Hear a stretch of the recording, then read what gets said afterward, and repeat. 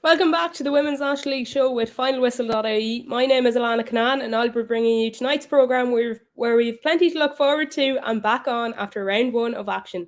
First off, we'll be speaking to DLR Waves' new signing, Lynn Craven, who made a splash on her club debut when she scored a goal and played a big part in their 5-0 win against Treaty on Saturday. Then we'll be joined by Peamount's Niamh Reid Burke, who kept a clean sheet at the weekend against Sligo Rovers and is here for a catch-up a year on from the last time she spoke with the show with Breffney and Stephanie. And finally then we'll catch up with Julianne Russell of Galway WFC before jumping into a review and preview with Final Whistle reporter Sean Comer. Let's kick off.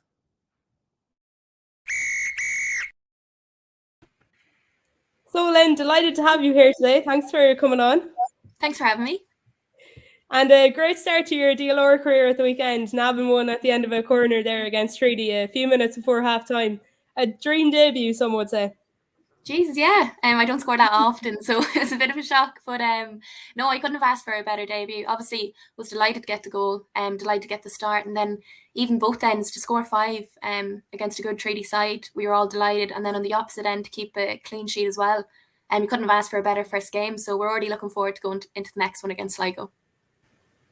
And were you excited to kind of get going after, I suppose, all the build-up of pre-season? There's a lot of hype around the league, and I'm guessing anyways, good to get going. Yeah, exactly. We couldn't wait. I think we felt ready as well.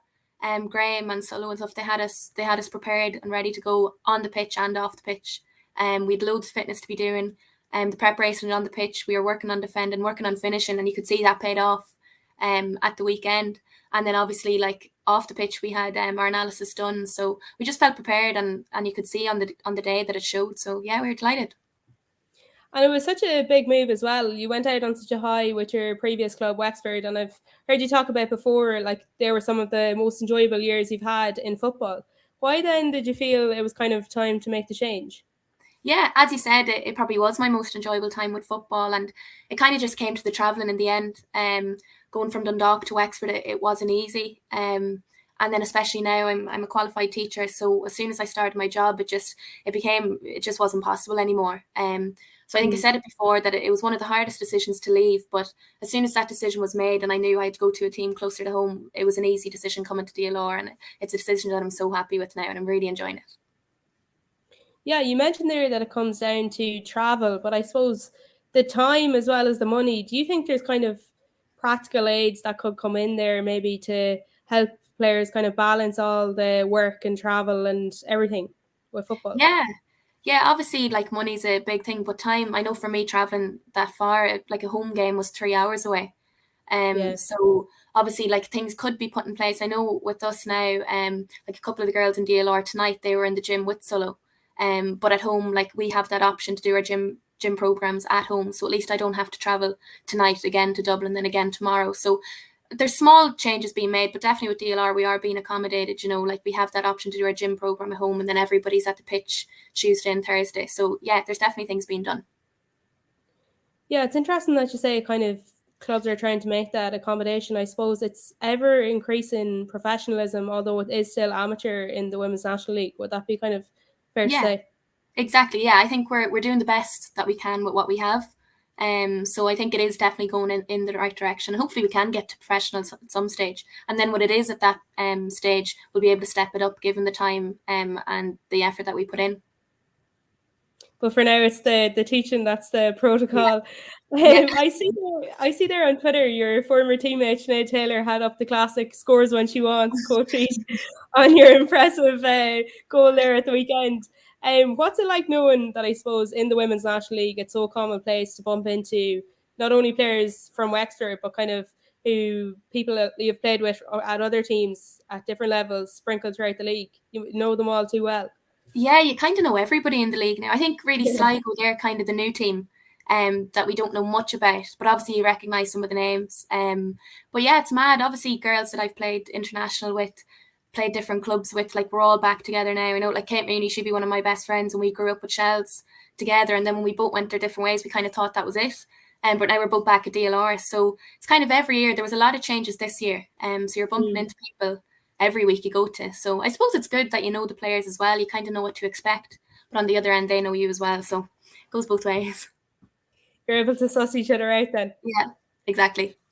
You mentioned there's a lot of changes, especially in the off season just gone. Like even DLR have made a lot of those signings, and I suppose due to those marquee kind of transfers, they've been dubbed kind of a lot of people's dark horses. How have you guys gelled together so far, do you think? Yeah, really good. I think we're all like a really close team now, and obviously with COVID, it was hard to get team bonding going and stuff. But every chance we could, like there was times just after training, we'd all go for a coffee or go for a carvery. I think we all went for dinner one day. So just anything we can get to try and get together. And obviously the girls that have come in have made massive impacts. Like even seeing Sarah McKevitt coming off the bench and getting 3 assists. And definitely, I think altogether the girls were so welcoming to us, and Graham and the boys, like everybody just welcomed us in straight away, and we all were getting on really well. And I think that's shown on the pitch too. And like with that in mind then, Lynn, how do you kind of deal with, as I said there, kind of the expectations that come along with that? Like given there has been so many signings with DLR, there's kind of been a jump in expectations kind of for them to notch up the ladder this season. Yeah, obviously, I think we have high expectations of ourselves. I think it kind of took people by surprise, maybe the 5-0 win. And now people are starting to talk about us now. But from the first day of pre-season, we had really high expectations. And that came from the management straight away with the intensity of training and the programs that they were giving us. So we're happy to have the high expectations and the competition in the team, because it makes us perform better. So yeah, hopefully we can just stick to those expectations and compete for the league. You mentioned earlier the international setup as well, Lynn. Is that kind of something you're gearing towards maybe this season on a personal level as well? Yeah, I think that's always a hope for everybody playing football. Like the end goal is to play internationally. But just at the moment, I'm just really focusing on DLR, and I'm really enjoying my football. And hopefully, I can put in good performances each week. And then if that comes with it, I'd only be delighted. But I'm kind of just taking it each week as it is, and then see what comes from that.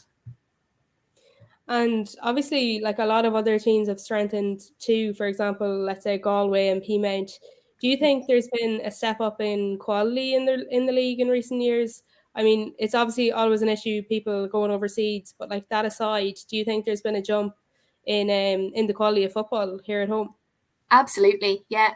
And I think you can even see it in like a couple of years ago. I know when I first started, my 16 or 17, it was just kind of Peamount, Wexford, Shelburne. But now every game you go into, there's quality in every team. And you could see that, for example, with Bows and Shells, it was just a 1-0 win with a late winner. So I don't think it's going to be an easy league this year. And there's no game that you can go into saying, this is it. This is 3 points guaranteed. I think every week you're going to have to fight and you're going to have to battle. And it just makes the league so much more interesting. So definitely do think the quality's increased.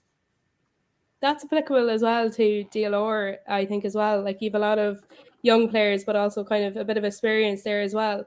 You've mentioned there the carvery earlier. What's the team dynamic like down there in UCD? No, it's really good. Yeah, no, the dynamic's brilliant. Like it's, as you said, the youth and the experience. You wouldn't know like the difference. Everybody talks to everyone, and you have players as young as Joy coming in who got the 2 goals, and then I can't really say any old players. More experienced players that would chat to her like she's their own age, that kind of way. So literally everybody gets on. There's nothing between anyone, and you can go sit anywhere in the dressing room and get along. So it's really, really good. And coming into this weekend, then I know Sligo are aiming for a record attendance. Is that reflective, do you think, of the increased attention on the league as a whole? That even TG Cahir came in last year and they brought a lot of eyes to the league, but the LOI TV and attendances have seen record numbers too. Like what's your reaction to that as a player? Do you kind of take that on board, or do you kind of block it out on a match day, I guess? Like for me personally, as soon as the whistle goes, you kind of forget what's going on and you forget that the game's being recorded until you get home and you have to watch it back. But I definitely think it's down to the increased exposure, and we have heard that we're expecting a big crowd from Sligo, and I think that will really help them on the day. So it's definitely not going to be easy, and that extra crowd can play as an extra man. So we're definitely expecting a big crowd to that. But like we'll enjoy it as well. There's nothing better than when there's a good atmosphere at a game. So we'll take it in as they will, because it's a big occasion for them. And a new team you don't know much about, as you said there. What do you kind of take into account then when you're facing them? I know you guys will have your ambitions, but like heading to Sligo now, and talk about travel time. That'll be a bit of a trek cross country. But yeah, how do you see that one playing out? As you said, in front of an expected big crowd. Yeah, we're really looking forward to it. We were really happy with the performance last week, so we've parked that. We did our analysis on ourselves last night, going through what we did well and what we can improve on, and then tomorrow we'll kind of more focus on Sligo. And then obviously, as you said, the long travel down on the bus, we'll kind of switch off. We'll enjoy ourselves in that, but we know it's not going to be easy. Like, Sligo are a new team, but we actually played them in a pre-season friendly, and they proved to be a really, really tough team. With some really good players, some names that you'd know well, and then some that we didn't, but they were really good young players. So we know, as I said earlier, there's no easy game, and with the extra crowd, it is going to be a tough one. So we just have to bring the performance that we did last week into this week. Brilliant. Well, thanks for sharing those two bits anyways, Lynn, and best of luck for the season. Perfect. Thanks so much.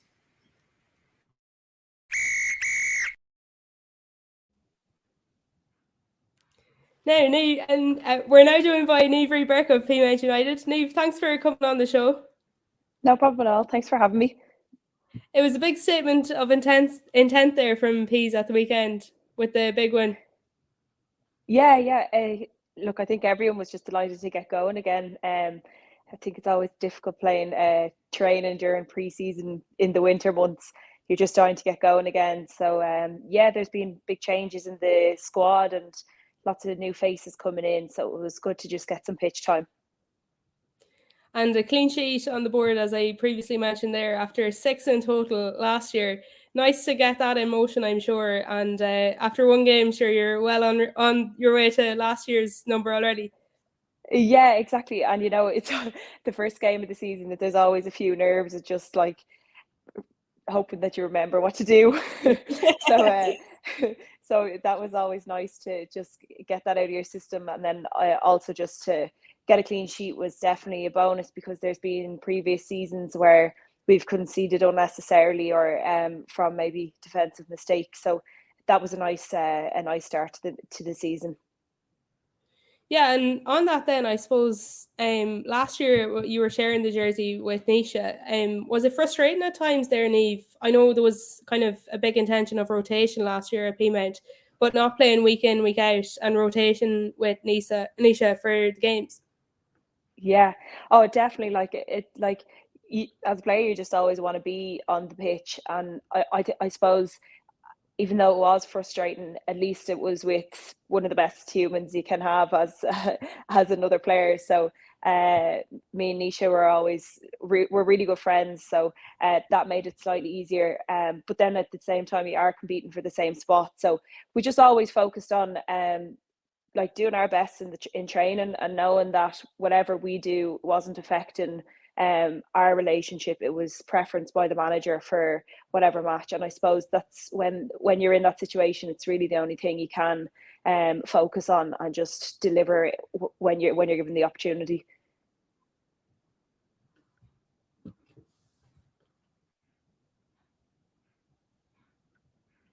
Sorry, I think you lagged out there for me for a second, but one of the best humans is a compliment I'm sure anyone would take. What was your reaction then to see her get that move then overseas?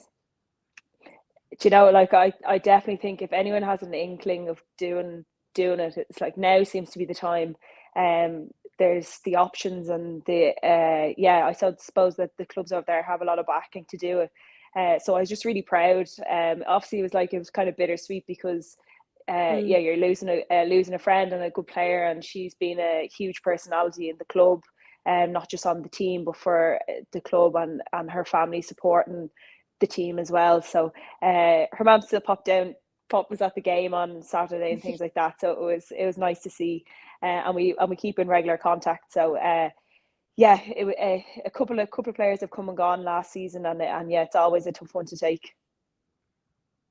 And I suppose the relationship aside, because given off that, it seems to be have been a great one. Like, would you say, what do you take into that debate then, when, you know, if you guys hadn't been switching up, one of you guys may have been up for, let's say, the Golden Glove, and vice versa, because these were so dominant in defence? What's your reaction to that, I guess, because, you know, arguably you would have been up there had it not been the case? Yeah, I fire my belly this time around. So I suppose the good thing is that it makes me just eager now. And again, it was kind of one of those things where I knew it wasn't going to be an option for either one of us. If you had probably pulled our scores together, we'd have been up there, but it probably wasn't an option either one of us with the rotation that we were doing. So we just focused on other things, and obviously winning the league was the main focus, which didn't happen. So yeah, we've got a few I suppose goals to overcome this year, and hopefully we can deliver. And you touched on there the heartache, I guess, of last season. Are you Yeah. kind of over that just yet, or is it still a sore point? Yeah, I think it'll always be a sore point. But you know, like yeah, I think everyone will agree with how tough last year was as a year in general. And I suppose like we were affected badly, like everyone else, with sickness with COVID, and even like Lauren O'Callaghan broke her leg the week of second last week of the league. Yeah, and then obviously just our team were getting raided with professional contracts, so it didn't help the situation. And to be honest, towards the end, it felt like we were just grinding out results and not playing our best. So I suppose, although we did throw it away, it shouldn't, reflecting on it now, it shouldn't really have been too much of a surprise, because there were the warning signs there. So I suppose this year it's just about learning from that, and you can never have learned everything in the game. So yeah, I'm particularly like sore on that note, but hopefully we can get things back on track. And obviously we've got a huge game this weekend playing against Galway, who gave us that hiding. So yeah, I'm looking forward to that one. So you're out for revenge this weekend? Yeah, I think there was a joke going around there on what's called Twitter earlier on about they've 5 stuck in their head or whatever. So we'll definitely have to show up, and I'd say it'll be a great game to watch. Like, they're a great side, and they prove that they have the young talent that has come through, as well as some really experienced players. And like ourselves, we still have very experienced players on the bench and in the squad, and a lot of good youth as well. So I'm sure that that'll all be on display on Saturday.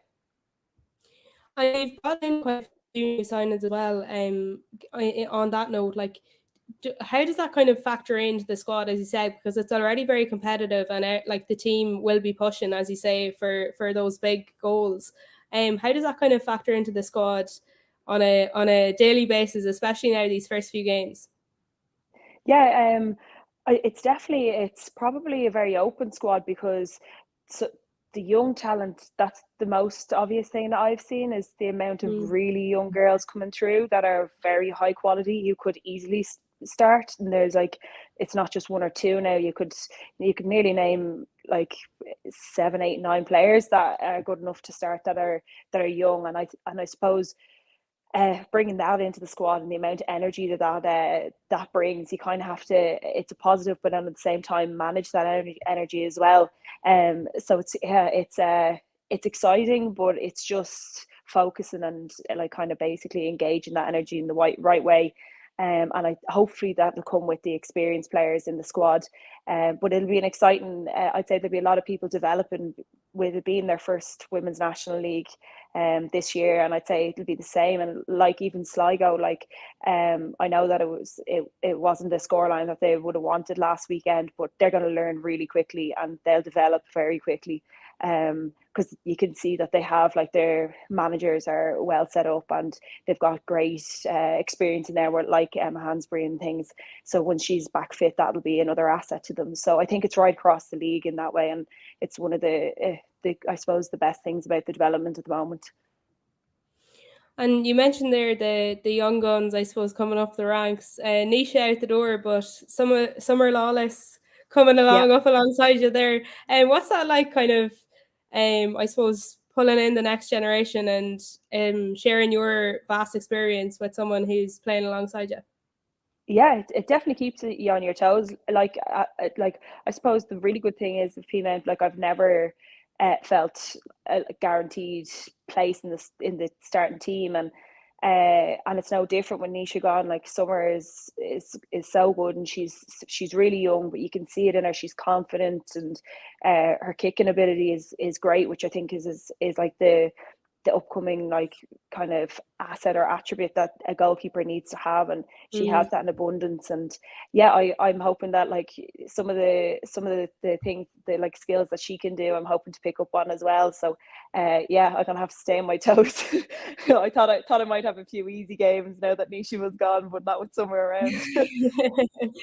And you touched on there the kicking aspect and all those I suppose common traits that accompany being a goalkeeper. I've heard it argued recently that, you know, the goalkeeping regime in Ireland may need a bit of work kind of coaching wise. Do you think that's the case, I suppose, in your experience from grassroots right up to senior level? Yeah, like I definitely think so. I think like as a nation, we seem to be a nation that produces very high quality goalkeepers, and it's seen in the men's game and in the women's game. Like I'd say one of the best women's player that's ever been produced in the country is Emma Byrne.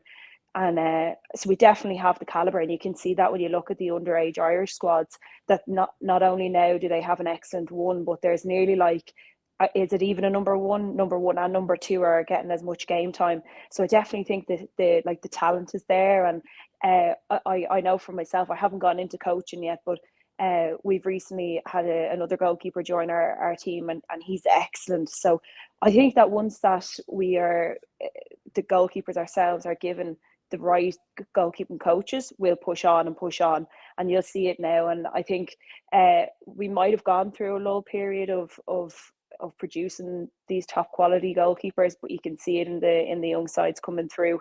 And if you even look at the women's setup at the moment, there seems to be 4 or 5 goalkeepers in the women's national team squad on a constant basis. So I know they're not short on talent either. Yeah, I actually saw the new coach there coming in. I think it was on your Twitter. I came across it. But was that a foreshadowing to coaching there yourself? Yeah, that's what I was thinking about it. It's a hard job though. Yeah. I don't know if I'm ready for that yet. I'll stick with playing for the next little while anyway. And yeah, such a mass amount of games as well. We touched on there Summer Lawless, maybe in the international setup, but obviously you announced your retirement from that kind of side of things last year. Looking back on the phenomenal year they had in 2021, do you miss it now maybe a bit?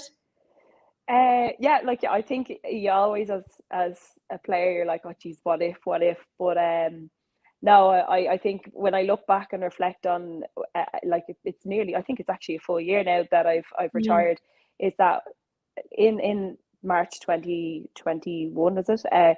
Yeah, I was feeling major burnout, and it's just it comes back to like I'm not a professional player. I have a full-time job. And yeah, trying to keep up being an international athlete and performing for your club and performing for your company, it's quite demanding. And yeah, I could feel myself like burning out, and like burning the candle at both ends, they were kind of saying. So yeah, I felt like I wasn't able to give my best to any of it if it continued on that way. So on that side of things, and just personal reasons, I feel it was definitely the right decision for myself. And looking in from the outside in, then Niamh, even the announcement Sky made the other day that, you know, they declared a fund which is going to support players' academic studies and careers off the pitch. Do you think that's kind of conducive to less burning the candle, as say, both ends kind of environment? Like I saw I think it was Chloe Masaki on Twitter said, for instance, that it's one of the most progressive initiatives she's witnessed in the sport, and that it's a commitment to footballers as people as well as players. Like, would you agree with that? I definitely, and obviously Chloe being in the squad would obviously have more of the information. I literally have only read it like yourself today, and so I don't know too much of the information, but from the outlook it looks really promising, because to be honest, anything is better than nothing, and something to start it off, you can only push on from there. So I think it was 5 players are getting bursaries to back up their academics, and I'd be really interested to know more about on the career side of things what support they're giving, because I've always thought that I think like to retain some of the talent in the league, it's not impossible to do, because as female players, we're not going over on these crazy money contracts that the men are getting. So it's really attainable. I know it seems a long way for right now, but it's really attainable to keep the talent in the league, because it's not the same kind of expenditure as it would be in the men's side of football. So with Sky stepping in here, it's just hopefully going to pave the way for more companies to do it. It doesn't have to be the women's national team sponsor, or like even having dual careers, like some of the big multinationals. Could they come in and offer flexible contracts to players to allow them to compete at like a semi-professional level while continuing to work, living in Ireland? And then it would only benefit the national team if our league is stronger. And having played in the WNL then, Niamh, nearly from the very beginning, how far do you think that kind of thing maybe will be off? Like, is it something you'd like to see in the coming years, or something maybe further down the line? I'm going to be, someone might say longer down the line, but it can't be soon enough. I think the ball is rolling in the right direction, and just keep it going, because I think if we could get this in the next 2 years, and it doesn't, like when I say 2 years, like get something there on the plate in 2 years' time. Obviously if it was a year it'd be even better, but I won't be too over like waiting for it to happen too quickly. But if we could get it in the next 2 years, something there, and then work on improving that again. It doesn't have to be perfect from the get-go. But I definitely think like I don't know out of the top of my head, I guess around maybe 10 players of excellent talent last year probably went professional, and most of them over to England. So yeah, if we could stop hemorrhaging those players and keeping them here, it can't come too soon. As you said, rated with the professional contracts, it's only testament to how good the players are. But we've Julianne Russell on next, and we mentioned the revenge card earlier on. How do you assess this one coming up now at the weekend? Oh, sorry. Sorry, I didn't hear that one. Could you repeat that? Yeah, the beauty of a live show there. So yeah, as I said, we mentioned the revenge card on Galway earlier on, and we've Julianne Russell up next. So how do you assess that one against the Westerners this weekend? Yeah, honestly, when you go down there, or when they come up to us, you don't know what you're going to get. They're always so dogged. They never give up. Yeah, it's one of the teams that probably are the ones that make me most nervous to play against. So I'm looking forward to it, because it's going to be it's such a challenge. It's the second game of the league. This is the one that basically we need to play our best, and it'll prove whether what we've I suppose looked at as failures last year and worked on, whether they've been addressed or not. And I'm really looking forward to it. I know the Galway girls will. So we'll just have to bring our A game and see if we can come out with a result. A fantastic one for the neutral anyways. Great stuff, Niamh. Thanks for joining us again this evening. Thanks, Emil.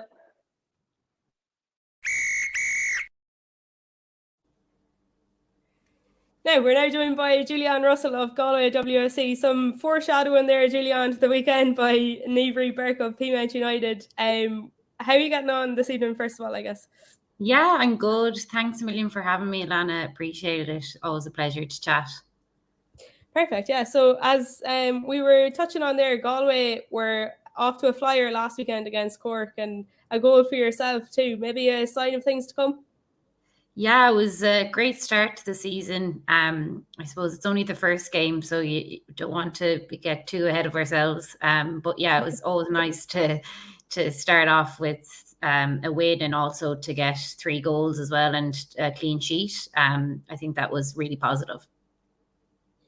And nothing like playing with your home-based club, of course, but I suppose you're downplaying it a bit there. But the Westerners, I suppose, are kind of, if previews or anything to go off, are on the up and up this season. What's that like, knowing the potential of the squad and just trying to hit those targets, I guess? Yeah, I suppose this is my first full season with Galway. Last year I came back from Australia in July, so joined kind of for the latter half. I actually never played with Galway, even though I'm born and bred here. So I was buzzing to be able to come back and finally play for my hometown. As you mentioned, the team and squad are kind of up and coming. Some really young superstars in the squad. And then there's a few of what I'll call more experienced players as well. And then I suppose we have new management as well this season. We've had a good pre-season under the belt, and I suppose the first game has been good, and hopefully we'll bring it on to Saturday against Peamount. A good pre-season and a good transfer window too. You guys getting Jenna Slattery, a big signing, I think, in the league as a whole, and keeping Savannah, I think, as well. I keep mentioning it. I think that was massive for Galway, as well as yourself and a few of the up-and-comers too. It's a real kind of nice blend you have going on down there in Galway, I think. Yeah, definitely.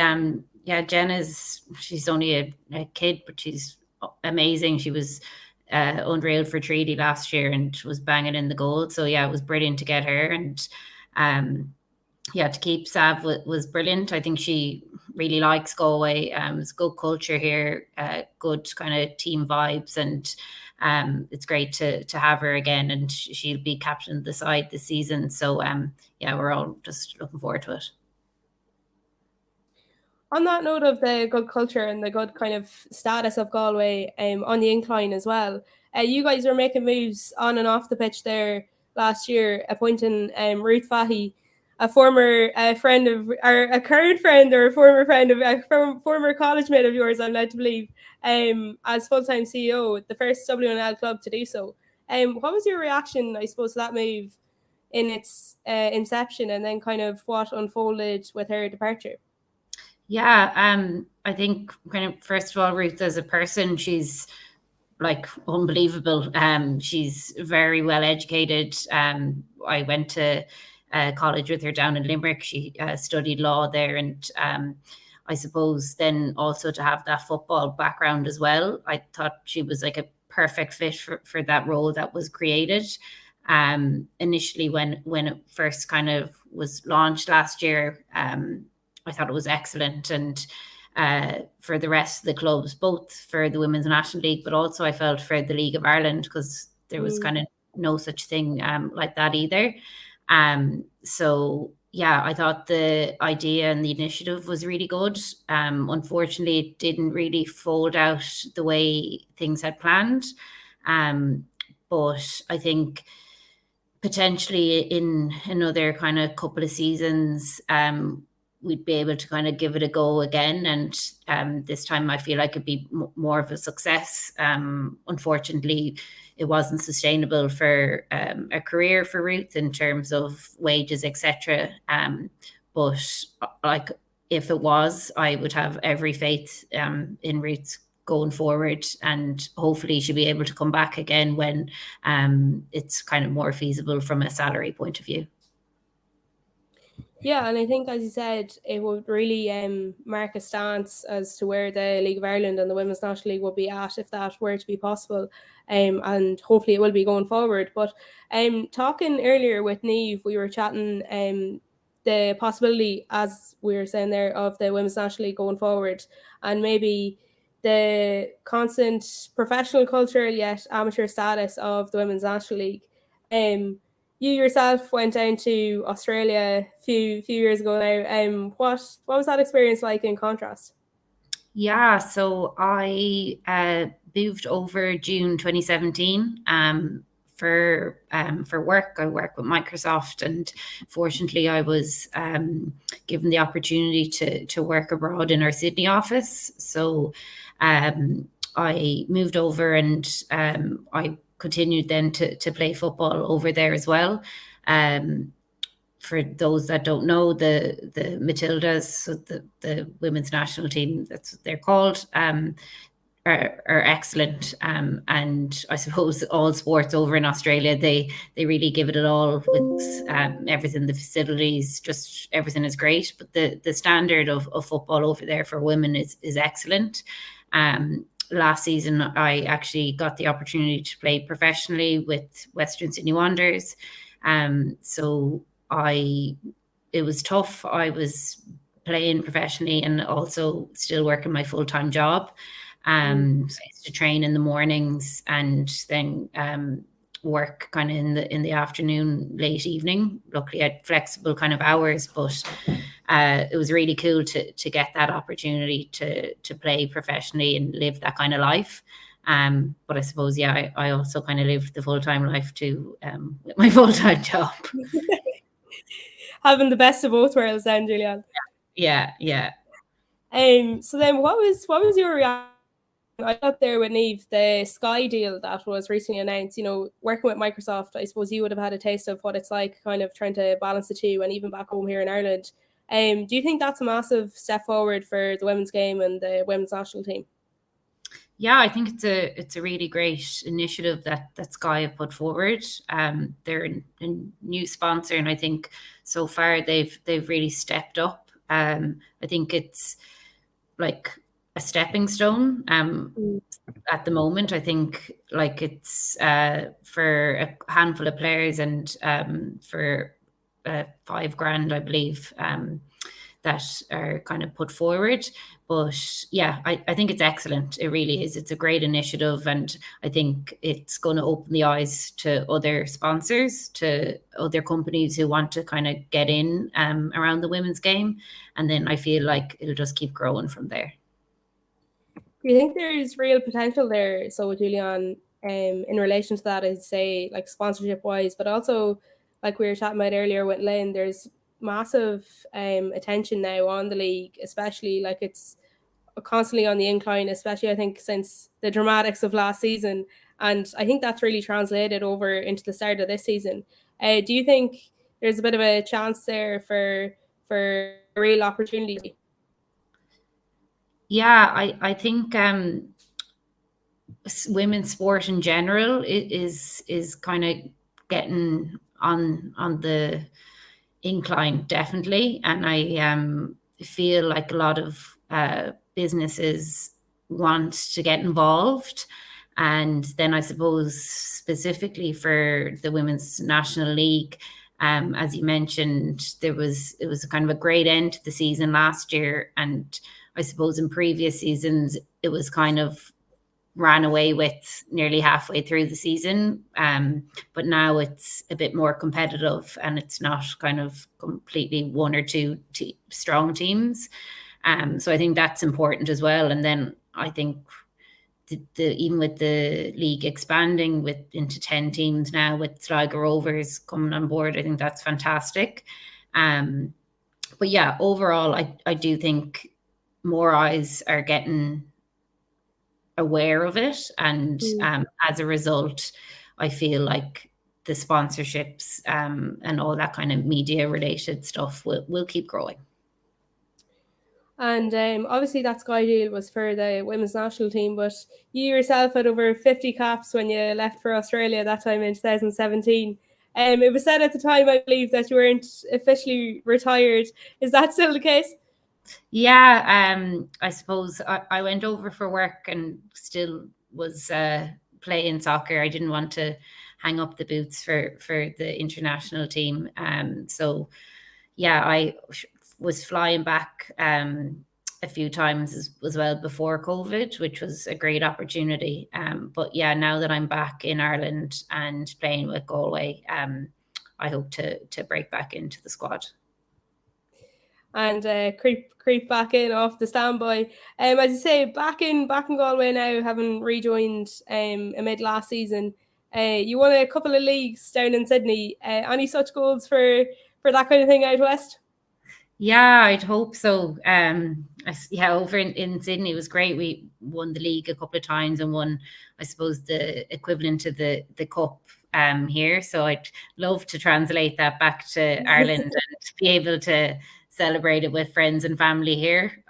Obviously, they couldn't get over to Sydney for those league finals and cup finals. So yeah, that's the aim anyway, back in Galway.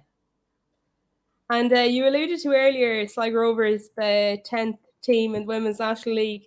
Just before we come on air here, there was a bit of back and forth about your brother. What's that like, kind of having that relationship within the league with John and yourself, and kind of everybody competing for the best of the League of Ireland and the Women's National League? Yeah, it's great that, first of all, that Sligo have the women's team. Like, I think for the northwest of Ireland as well, and Sligo being such a big footballing town, it was only a matter of time that they had a women's team entered into the league. So yeah, I suppose I have a soft spot for Sligo for the men's team anyway, and then my brother would be telling me to go easy on the women's team, but we'll see that when we play them in the league. For people that don't know, of course, it's John Russell. We're alluding to there, with who of course played for Sligo Rovers. But yeah, as we mentioned earlier, you guys were heavily involved with the way the league swung there last season. Niamh was saying there's a bit of a touch of revenge out for this weekend. Do you think it's a big one for Galway to stake their claim in this league? Obviously, with Peamount on the cards, like, it's a big one to see where you guys are, like, looking forward to for this season, where you're stood, like. Yeah, I suppose, yeah, you mentioned last game there was a bit of an upset where we beat Peamount, and yeah, I imagine a lot of the girls will want to kind of get a bit of revenge, as you mentioned. Bring that one up at every opportunity, Julie. I know.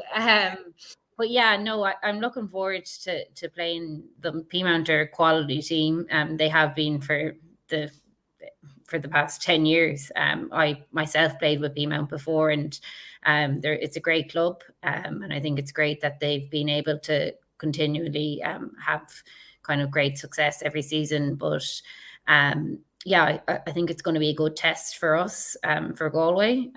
It's only the second game, so I suppose it is a good test to see where we're at. And it's like, you want to play against the best teams and test yourself every week. So I think it'll be good.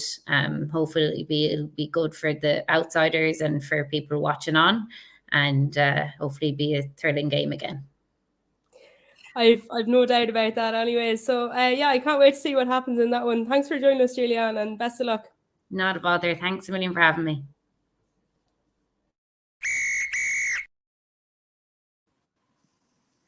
Now, onwards for our review and preview, courtesy of Sean Comer, who is a reporter here at Final Whistle.ie. Sean, you were watching Athlone Wexford at the weekend, which finished 2-1 in the last year's FAI Cup holders' favour. It looked like a real interesting game, I think, but did it always feel like Wexford were going to pull it back, or do you think Athlone were really pushing on for the win there?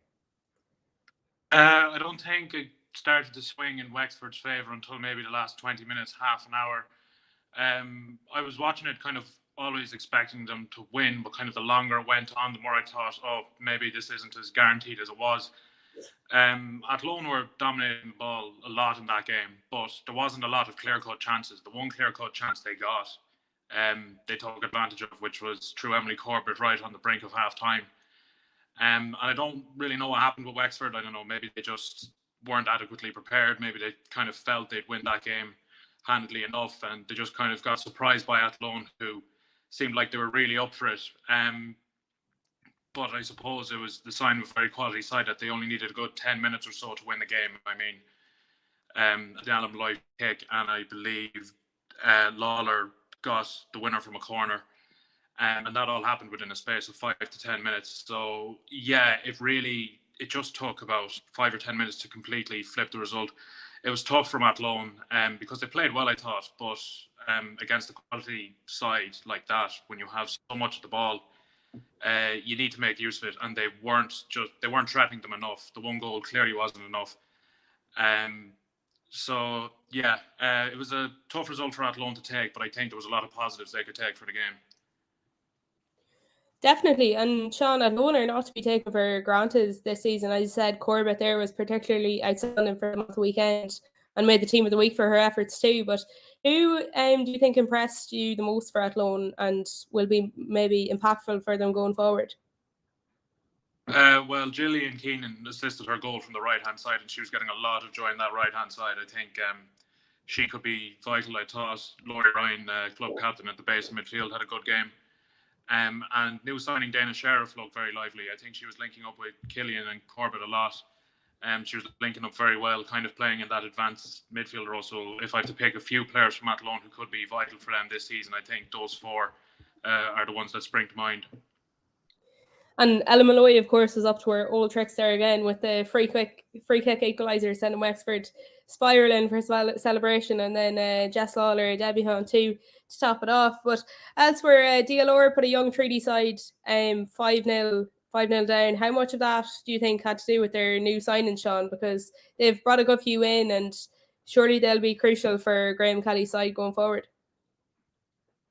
Yeah, I mean, McKevitt got 3 assists, so clearly she was very vital to the win. And then Craven also got a goal. So clearly the new signings gave them a bit of a boost in this game in particular. Now, they'll obviously have tougher games this season, but DLR were in the position last year, which is kind of unusual for any club, really, in the sense that they didn't challenge the big three at all for the title. They were never once in that race, but at the same time, were comfortably clear of the rest of the pack.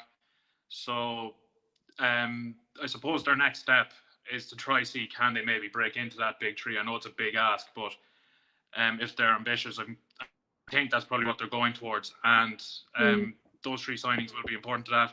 I think the fact that 2 of them have come from 2 of those big 3 clubs could be important, because they'll know what it's like to be around a winning squad, which is important in any sport. So if they can kind of bring that experience from being around a winning squad to DLR, I don't know, maybe it gives them that little boost they need to kind of get closer to the big three, if they maybe pull off a surprise challenge.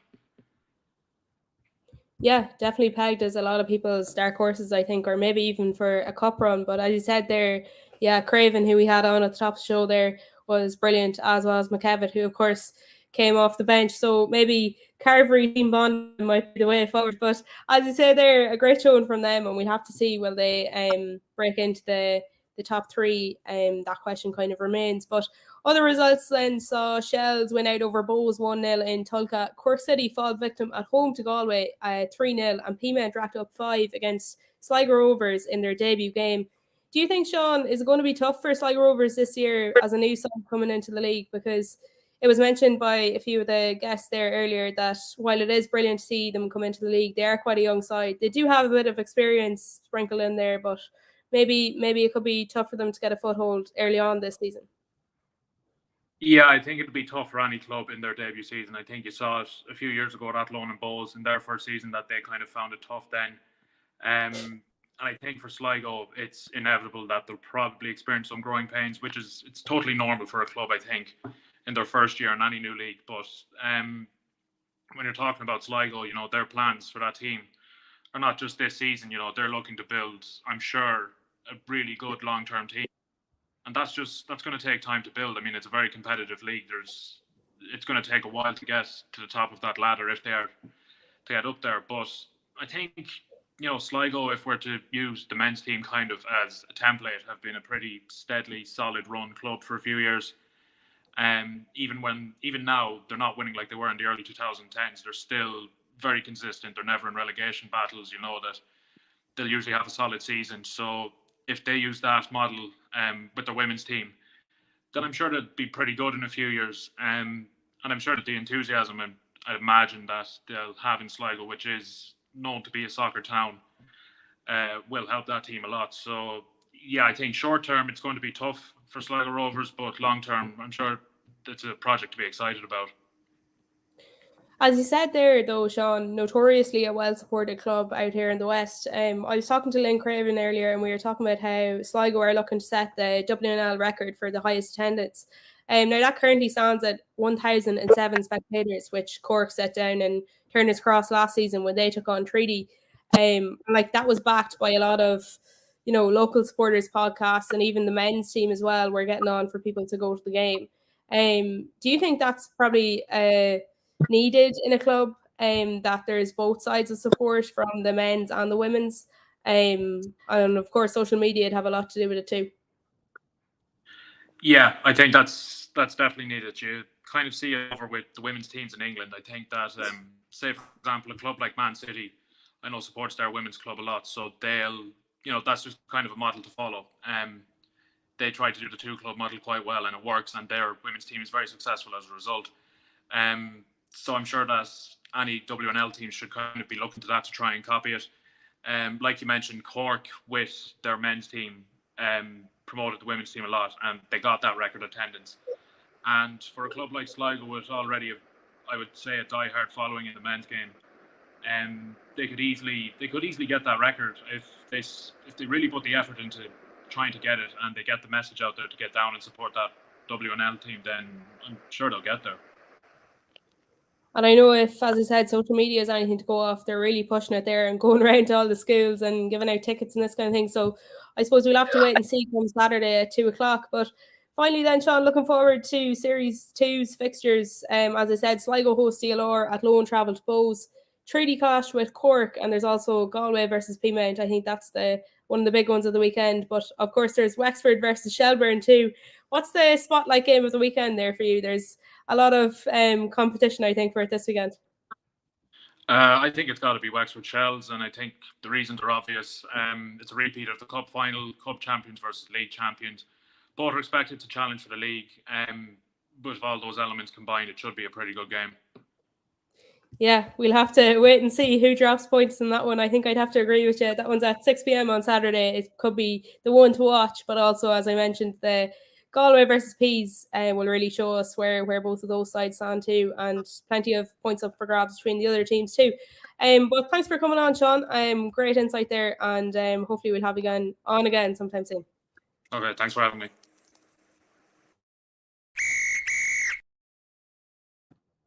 Yeah, so as I said there, I can't wait to see how it all unfolds. I don't know about you, but for now, though, we're approaching full time in tonight's show. And I'd just like to say thank you to all our guests that appeared, from Niamh to Lynn, as well as Julianne and Sean, as well as Breffney, our producer there, doing all the behind-the-scenes work. So be sure and check out the games this weekend and join us again next week to dive into the stories of some of the league's best and brightest, as well as the conclusions drawn from the fixtures that are to unfold this weekend and what you can expect from all 10 teams going forward in the league.